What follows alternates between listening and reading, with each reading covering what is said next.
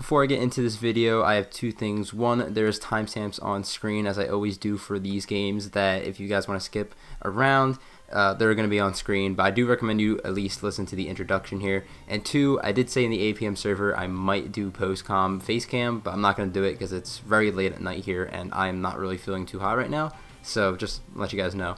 But what is up, YouTube? I am Godite74 here, bringing you a very special game for you guys today. Not only is it the finals game for the APM lower tiers, yes, we've made the APM lower tiers the finals, it's also my final Gen 7 game. Pokemon Sword and Shield comes out next week, so Gen 8 will be out, and that's going to be a completely different ballpark. So this is going to be the final Gen 7 content on the channel for you guys in a pretty long time, so that's pretty big. We face off against the Baltimore Murkrows, coached by Savage King. We finished off the regular season with a 10-1 record, as he also finished off the season with a 10-1 record, though we went plus 27 and he went plus 28, so we lost out by one differential point. A little bit of background on this game, as we did face Savage King during the regular season. We faced him on the very first game, and we lost to him that game, and ever since then we have won every single game to get up to this point. That game was kind of scuffed because there's a lot of things that I did wrong in that game. I tried hazard stacking. I was still getting used to the team, so I thought that would be the best route to go, though it wasn't really, as he started hazard stacking me and I really prepared around it poorly. I forgot I had Aqua Jet on my Empoleon, so I lost my Blaziken for absolutely nothing in the late game, and I underprepared for the Palossand a bit. So that was just a little bit of what happened last game, and that's why we lost 1-0. But again, we have won every game since then. We beat Huff in the semifinals last week. If you haven't seen that video, it's on the channel. As Savage King beat Haunch. So this is where we are. This is the last game, and I'm very excited. This is a winnable game, to say the least, despite of our poor performance in the last game against him. There's a lot of exploits on his team, as well as mine, as I'm pretty aware of at this point. I'm sure he's aware of his own too, that obviously we're going to try and exploit so we can win this game. The two big examples, as I'm going to probably reiterate throughout this video, is that his speed tiers are not that fantastic compared to mine. There is one thing on his team that stands out, but outside of that, I definitely have speed control in this game. But my weakness is, like, I have a big fighting weakness in my defensive core, and he's got a fighting type, as I'll get into in a few seconds, that kind of runs house on my team. But that is just all the background information you guys need to know. This will be a little bit of a longer team build because it's the finals. I want to let all my information out. And that's sort of it, and I'm going to get into the team now. So, Savage King's team is the same as last time. It consists of Primarina, Darmanitan, Dragalge with Z-moves, Klefki, Miltank, Serena, Palossand, Vikavolt with Z-moves, Girder, and Purugly. Now expecting the ring consist of Darmanitan, Dragalge, Klefki, Vikavolt, Girder, and either Palossand or Miltank. I say that because Palossand overall looks better, but I'm way more prepared for Palossand this time, as opposed to when I was done making the team, Miltank looked a little scary, so Miltank would, in sense, for this particular team, is actually a little bit scarier. So if he brings Miltank, that could be a little bit of a problem. The other three I do not see coming in any sense of the world. Some notes I've written down is that I mentioned that he has his speed tiers are not that great, but there is one Pokemon that stands out, and that Pokemon is Darmanitan. Darmanitan is a big problem because it does outspeed most of my offense, and it's just really scary to go up against because it hits so hard. I only have Rhydon to really switch into that consistently, so I definitely have to watch out with switching into that. If I can get Rock Slip, it's not as hard to deal with, but if he just keeps coming in and out with Darmanitan, it's going to be a relatively scary battle. Girder was the fighting type. Girder destroys my fighting core outside of Togetic and Mesprit, but I'm not bringing Mesprit this game. So Togetic is my only way to really switch into this Pokemon. So if Togetic goes down, Girder better be chipped, because none of my offense actually really outgoes Girder. I definitely have to be really careful that I need that thing chipped in order to put it in range of my offensive threats. And that's what Togetic's job is, and it's very important that it does that too. And then finally, Agility Vikavolt is what is stopping me from bringing a few certain sets, because Vikavolt at +2 speed outspeeds basically my entire team, and that dual stab is very scary. I do not have great switch-ins. As I mentioned, Togetic is a thing. I can't really switch into that. Empoleon doesn't like that. Licky is the only thing that does. Spoilers, that's what I'm going to be bringing, but even then, it's still pretty scary, especially since it's a Z user. So those are the big notes for his team. And that's sort of the big scary threads. Everything else I have relatively good answers for. In regards to my team, again, Togetic is very important because it needs to chip down some certain walls on his team, like Girder and even Miltank if it decides to come with Toxic. That's something. And Roserade. Roserade looks very good in this game. If I can get rid of Darmanitan, Roserade sort of just claims 6 kills, to be completely honest. Darmanitan can't even switch into Roserade either, at least Sludge Bomb, so that's something I have to keep weary of. So Roserade has a very good matchup. If I use it correctly, I feel like I can definitely put some work in with it. But that is sort of all it for going over his team. The team I am rocking out with for this finals game is Licky, Roserade, Rhydon, Togetic, Blaziken, and Empoleon. So here we are going to break down my team I brought for the finals. We're going to start off with Licky. Licky is rocking out with max HP, max Def with a Careful Nature, and the leftovers, moves being Earthquake, Flamethrower, Toxic, and Protect.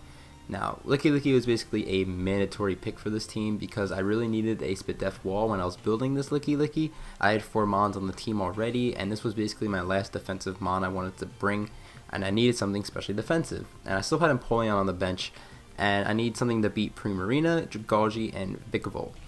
Well, Empoleon beats Dragalge and Primarina pretty effectively, but it does not deal with Vikavolt well, unlike Licky, which sort of deals with all 3. So I decided to go Licky in the end because Primarina might not even come, Dragalge was defensive last time, and Vikavolt is basically what Licky's here for. And if Licky can stop Vikavolt and just have it be like a check for Dragalge as well, especially a defensive one, then Licky's just going to do its job already, because I have the coverage for all those Pokemon, and this coverage is really good already. I didn't really need Wish because I felt like as long as I kept Vikavolt low and avoided it using Agility, I think that would be enough of a win anyway, because my offense sort of goes ham on all the mons I'd already mentioned. The special attacking monsters, my offense does kind of good against. I just can't switch into it, so Licky gives me that switch in, and that's mainly why it's on the team here. If all 3 come and all 3 are offensive, for the off chance, that could be a little bit scary, but I don't think that's going to happen. But that's Licky. The next Mon, the second Mon that I have on this team is Roserade. Roserade is rocking out with max special attack, modest nature, 208 speed, and 48 in HP, holding the assault vest with Technician, moves being Giga Drain, Sludge Bomb, Extra Sensory, and HP Fire. This is the exact same EV spread I brought as last time, except things are a little bit different because I had Poison Barb last time, but this time I have the AV, as well as Extra Sensory and HP Fire. This coverage is so good for his team. Darmanitan does outspeed me and just nukes me, but he also cannot switch into Sludge Bomb or Extra Sensory, so I'm definitely going to keep that in mind. Since I had the Assault Vest mainly, again, for the Vikavolt, this is my sort of soft backup check for the Vikavolt. I don't want to switch into it, but I can, and that's why I have the Assault Vest here. It also takes hits from Dragalge fairly well, at least a defensive Dragalge, because he brought defensive Dragalge for my Roserade last time, but honestly, I feel like a defensive Dragalge sort of loses to my Roserade, at least this one, because I have Extra Sensory this time around. So it's going to be, hopefully he kind of does that, so I can just kill the thing right there. It's a switch into Primarina, so that's cool as well. And again, it just asserts so much offensive pressure against this team. There's no real good switch into Roserade on his entire squad, if I'm mistaken. Yeah, there's not a switch into this thing, so Roserade's looking very good against this team. I just have to be careful with the Darmanitan, basically. That is Roserade. Our third Mon on the team is going to be Rhydon. Rhydon is rocking out with max HP, 164 defense with an Impish Nature, and 48 in both speed and attack, with the Eviolite, of course. Moves being Stealth Rock, Earthquake, Rock Slide, and Toxic. Last time I brought Earthquake, Fire Punch, Toxic, Protect, I think that's what I brought. And I did that for the Vikavolt, but I feel like Rock Slide was just okay in the end here. I have rocks on this thing because this is my main switch into Darmanitan, and this is sort of the only reason Rhydon's here is to switch into this Darmanitan, because it does it very well. I can tell what set Darmanitan is immediately. If it just hits me with a move, I'll know. So I just need to scout to see what Rhydon is. If it's banded, then it's a little scarier, but I do have ways to deal with it, as I'll get into later. If it's Scarf, then it doesn't really break through Rhydon anyway, so that's why I have that. And if he gives me one free turn, rocks go up, and he has a really hard time getting rid of rocks because his only removal is Klefki and Serena, and I don't see Serena coming, and Klefki is definitely exploitable. Earthquake is pretty spammable against this team, except for Vikavolt, but I don't think he really wants to risk the Rock Slide because I have it this week. And then Toxic is just for emergency toxic things. So that is basically Rhydon just for Darmanitan mainly, and Purugly if it comes, though I don't really see it coming. And yeah. Fourth Mon is Togetic. Togetic is rocking out with max HP, 176 defense with a Bold Nature, 28 in attack, and 56 in speed with the Eviolite. With Dazzling Gleam, Toxic, Defog, and Roost. And I actually put Super Luck on this thing this week because I didn't need the Serene Grace for once. I actually used my brain there. Main switch into Girder, as I mentioned a little bit earlier. It's also my main switch into Serena and Miltank, I guess. Miltank-ish, it depends. I don't really know. I don't have a dedicated switch into Miltank yet. It really just depends on what he brings and what's not really too useful. As long as I get Toxic on it, it's not really a big deal. But mainly here for Girder, I need to switch into Girder so I can get some chip on it so my offense can beat it a little bit later. And same with the Serena. If Serena does decide to come, I don't really want to be switching in Roserade just in case he's like throwing bandit knockoffs around because that's kind of scary. So at least Togetic is here to sponge up any hits that has to throw out as well. And that's sort of what Togetic's mainly here for. As long as I can just chip a few things down and keep the Girder in check because that is absolutely huge, I'll be fine. And I threw Defog just in case the Klefki wants to hazard stack me again. I have a way to get rid of it. So that's Togetic. Now we're going to get into the fun stuff. Our fifth mon on the team is Blaziken. Blaziken is rocking out with max attack, 192 speed with a Jolly Nature, and 64 in HP with the Choice Band. Moves being Flare Blitz, High Jump Kick, Earthquake, and Brave Bird. This was the first mon I threw on the team. Not right away, but I was looking at Blaziken, one of the first mons, that in Roserade. And one problem I saw last time was Palisand. I needed a way to break through that. And I thought, well, I was looking at Blaziken, and the one thing that was stopping Blaziken from just sweeping his team with Flame Charge is Palisand. So I thought, how can I break through this? I just slapped the band on it, I did the calc, and I'm doing it. Because Flare Blitz is a guaranteed 2-co every single time. Unless he has leftovers, max HP, max defense, bold, which it's still a high roll in my favor. Flare Blitz just nukes it, and I feel like he's going to want to switch into that. And honestly, nothing really takes two Flare Blitzes on his team. Very defensive Girder, very defensive Primarina, very defensive Dragalge probably does, but with rocks up and just chipping them all down because they know them get reliable recovery, that's a win for me. And then that's basically the gist of Blaziken. It's very important in this game. If Blaziken does nothing, I essentially lose the game. And I really need Blaziken to just break through his team. So that's Blaziken. Again, the speed tiers aren't that great, so I can freely just spam Flare Blitz if I can get in for free. Darmanitan can't even take it either, really. So that's Blaziken. And then finally, another interesting mon. We have Choice Scarf Empoleon. Empoleon's rocking out with max special attack at 244 speed with a Timid Nature. Scald, Flash Cannon, Ice Beam, and Aqua Jet are the moves. This last slot was really hard. I wanted a Scarfer. Here's a fun story. I faced Kohanix in the IBA Season 5 semifinals, and I lost to a Belly Drum Darmanitan. And I was thinking in my mind throughout this entire build, how do I not lose to that? And this was my answer, because yes, he could be Salak Berry, but if he's Belly Drum, he's going to have to be like Belly Drum sub. He'll be down to 25%, and Aqua Jet guaranteed just kills that from there. So that's why my thought process was there. Scald is very spammable against his team, and that's why I wanted to scarf myself into that late game. That'd be very helpful. His switch-ins don't really exist. Dragalge is a switch-in, but like that's going to be chipped throughout the battle. Primarina as well. Girder doesn't really appreciate that either, and nothing really appreciates Scalds on his team. And anything that does, I have coverage for or will be chipped. And that's my thought process there. This outspeeds max speed Prugly too. That's what all that speed's there for. And that is sort of it for the team. This team builder was very long, but again, I wanted to explain all my thoughts I could possibly get out because it's a finals game. So, yep, this is probably the longest I'm gone into a video without actually having a battle yet. So, we're going to head over to the Pokemon Showdown, and we're going to watch the finals game. Alright, we are here in Pokemon Showdown for this finals game, and he brought the Serena, which absolutely shook my mind. He didn't bring the Klefki, which that I can understand a bit more because I did try to use it as setup fodder last time, but that's sort of the big shockers. Everything else I'm sort of prepared for. For leads, I am going to lead off with Licky Licky because that prevents me from having to switch out into his special threats right off the bat. But he does actually lead off with the Serena. I am going to click Protect turn 1 just to scout out what this thing wants to do.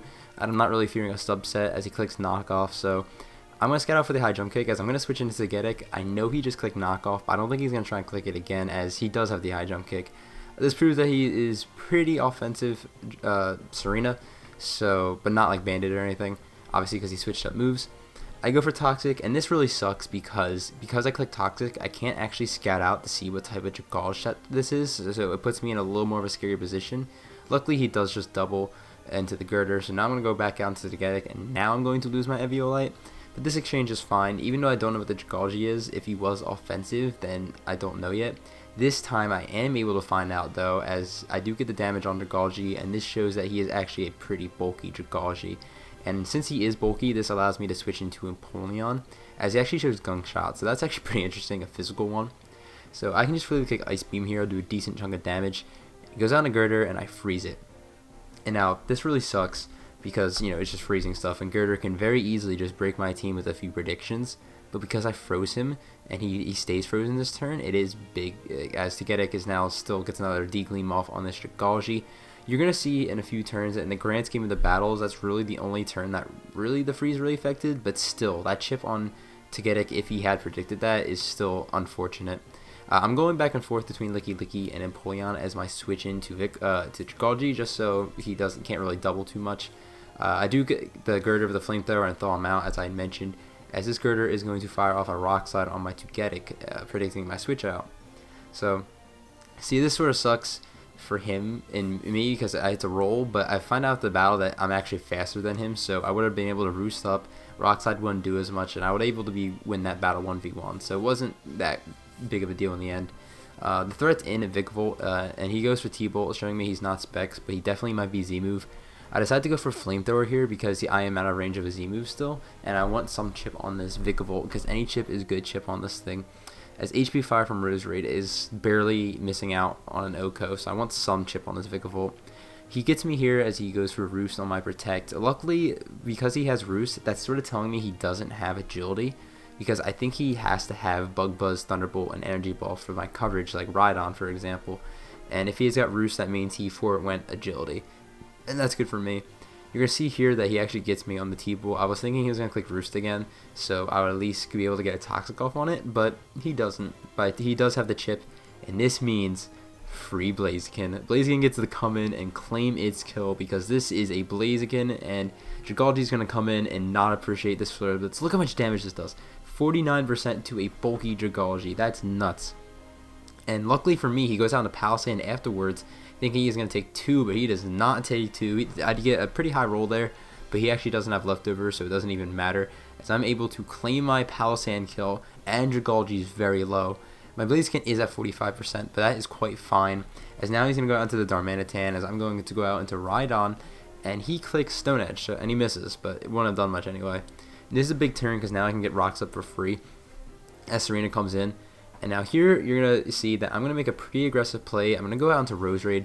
And I do this because if he wants to spin his rocks away, I get a kill. And I can basically live any one hit from the Serena anyway, as he just goes for the Power Whip. Now the rocks are up and something's dying. And Serena is just going to drop. That was a roll, but it was very heavily in my favor. And now Darmanitan is his only way to him not to lose the Roserade at this point. So as long as I keep Roserade in the back, I basically win this game.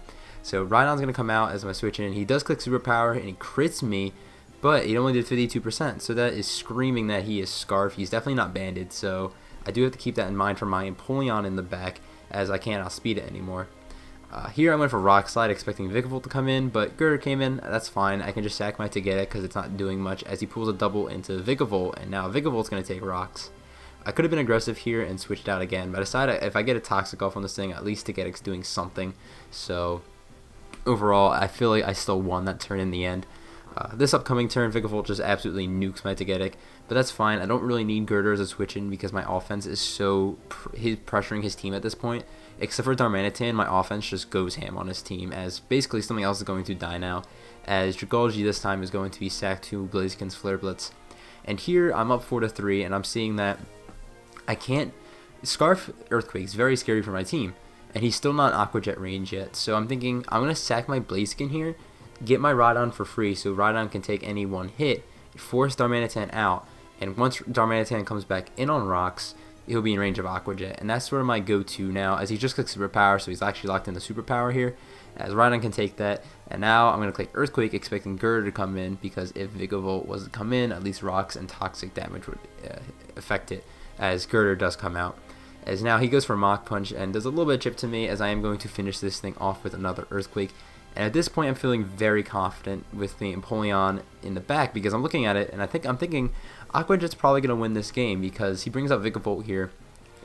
He's going to kill me, and I could go on to Roserade, and that's basically what I'm going to do at this point. But if he went out to Darmanitan and locked in an Earthquake, I could at least click Aqua Jet, and then the rocks and toxic damage would have been a little bit too much for Vikavolt. Plus Roserade could switch in.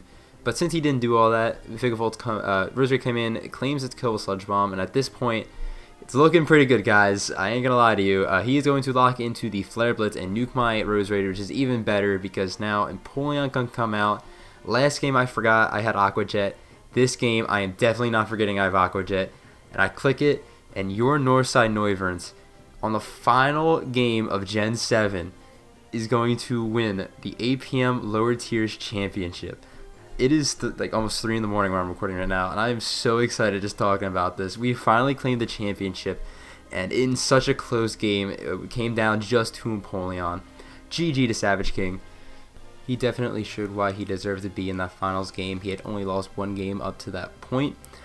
In regards to the battle, I felt like my prep was very good and very on point, and I think it showed throughout the battle. And my battling style really showed in this game because, unlike last game, I really feel like I played bad last game, and this game, I really feel like I played good. I don't really regret too many plays in this game. There could have been better plays, but overall, I'm pretty satisfied with it. The freeze does suck on Girder, it really does, but it is the game we play. It does happen, and Girder didn't stay frozen for too long, so it wasn't the biggest thing, but it does still affect the game. But again, that is just Pokemon. To reiterate, this is my first ever championship. I'm very hype about it. It is like 3 in the morning right now, so I can't be screaming into my mic, but this is one of the best battles I've ever had solely because this is the greatest win I've had, basically. That's just how I'm going to say it. It does kind of suck because I just uploaded my top 10 favorite draft battles, which, by the way, if you haven't checked out, it is my second most recent video on the channel next to this video. But if this battle definitely would be on the list somewhere if I did it before the list, but I didn't. I really enjoyed it. One more time, GG to Savage King. And before I do wrap up the video, this is basically it for the finals portion of the video. After all my seasons, I always finish off the last video with season stats. So I'll kind of like basically summarize what I liked and disliked about the team and throw the stats up. So I'm going to do that. But if you click off screen and basically click off the video, thank you guys for watching so much, and thank you for your support for the APM. I really appreciate it, and I hope you continue your support into Generation 8. But with that wrap up, we are going to move on to the season stats. So as you guys can see on screen, there are the stats. I'm not going to read off every single thing because A, you guys can read, and B, it would take too long. I mentioned that in every single video, but I'm going to mention it again. Unlike other teams, there's only 10 mons on this team, and nothing really like popped out at me. Like, I'm not like overly in love with any of these mods now because I used them, but then saying that, I don't really hate anything on this team either. I didn't really even dislike anything on this team. I liked everything on the team as it was. Things I want to mention, Empoleon did really good. It was like Hippowdon in PEBA Season 3. For being a defensive wall, it put in a bunch of work. Empoleon just getting 13 kills in the season, not bad at all. It came to every game. It was very reliable. Roserade, its coverage is insane. I mentioned it in the draft analysis, and it was going to be pretty offensively a threat, and it definitely was. 11 kills is pretty good, and it put in more work than just the 11 kills it shows. And Roserade was just always good in every battle, basically. And lastly, Blaziken. At the beginning of the season, I felt like I used Blaziken a little bit wrong, and I wasn't really looking into my options, but I really saw the potential in Blaziken near the end of the season and in playoffs, and how good it can really be. If you can just boost its speed, that's why speed boost Blaziken so busted. If you boost its speed, that thing becomes a dangerous breaker or a dangerous cleaner late game, and I definitely noticed that. And that's why I like Blaziken a lot. By the way, shout out to Simipour. I only brought it to 2 games, but I definitely could have brought it to a lot more games. Simipour had so much potential in a lot of games, and it definitely could have came to more. Even though it got 3 kills in 2 games, but it could have came to more. It's just my offense and Roserade and Blaziken was just so good already. It was kind of hard to put it on there, but definitely not a bad mon. Other things I want to mention, Sneasel did his role really well. Sneasel didn't really do well in like some games, like in prep, Sneasel was just instant no, but like for the games it came, I felt like it was pretty good. Rhydon and Togetic filled its roles pretty effectively, as I was expecting them to be. Licky is very good, as you can make Licky do almost anything, and that's why I love it. And it really surprised me. I thought it'd be like, because I think I had All-No as an option too, but I decided to go for Licky in the end just because it was fatter, and I'm definitely not disappointed. Licky was just amazing. And I just want to mention Mesprit real quick. Mesprit's the only mon on this entire list that has negative differential, but to be honest, I still feel like this mon isn't that bad. I just didn't have good matchups with it, or I just didn't really play it well. But Mesprit definitely has potential. So if you see this like stat and you think Mesprit's like, oh, well, maybe I shouldn't use it, I still recommend Mesprit. And the only mana I was kind of like about was Galvantula, and I still liked Galvantula. It's not a bad mon. It's just I was expecting this to be more of a hazard-based team with like webs and spikes, rose raid, and rocks, but I didn't really even use webs, and I didn't bring spikes too much. But webs barely came. But I still like Galvantula. I still like it. I probably will draft it again at some point. But it was just kind of like in comparison to all the other mons, it was just okay. But that's basically the rundown of the stats and how I like the team. I am going to get a poster for my room at some point because I won a championship. I'm not sure if I'm going to do it myself yet or get someone else to do it, but we'll look into that in the future. And I'll show you guys on Twitter afterwards, which my Twitter is in the description below. But that's going to wrap it up for this video. Again, thank you guys for watching so much and following me throughout this APM lower tiers run. I really support your guys' support. Appreciate your guys' support. It is very late. I do have to edit this, so I am going to wrap this up because I could ramble on for a bit. Thank you guys for watching so much. If you enjoyed the video, please leave a like. If you like Pokemon Draft League content, consider subscribing to the channel. I'm going to head out of here. Have a fantastic day, YouTube.